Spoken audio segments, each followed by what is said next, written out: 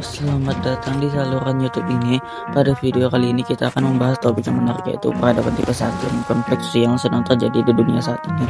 Kita akan melihat apa itu peradaban tipe 1, apa konflik sosial terjadi, dan bagaimana kita bisa mengatasinya tanpa basa-basi lagi. Mari kita mulai.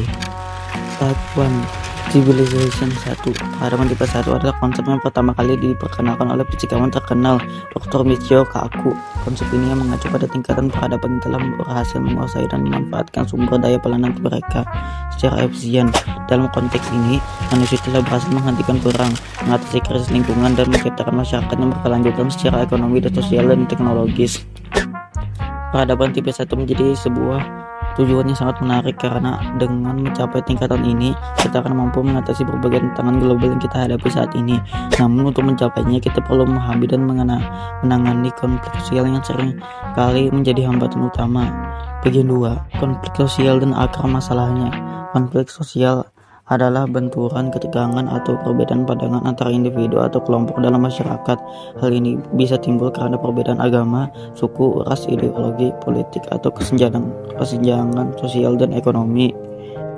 Konflik sosial menjadi penghalang utama dalam mencapai Type 1 Civilization karena menghambat kolaborasi, menyebabkan ketidakstabilan, dan menghambat kemajuan. Agar masalah konflik sosial seringkali terletak pada ketidakpahaman prasangka dan kurangnya dialog terbuka antara individu dan kelompok.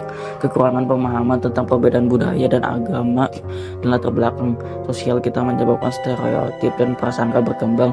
Selain itu, ketidakadilan sosial, kesenjangan ekonomi, dan ketidaksetaraan juga dapat memperburuk konflik sosial. Bagian 3. Mengatasi konflik sosial. Meskipun konflik sosial merupakan tantangan yang kompleks, ada beberapa langkah yang dapat diambil untuk mengatasi dan mendorong peradaban tipe 1 yang lebih harmonis. 1. Pendidikan dan kesadaran. Pendidikan yang mempromosikan pemahaman, toleransi, dan empati terhadap peradaban adalah kunci untuk mengurangi konflik sosial.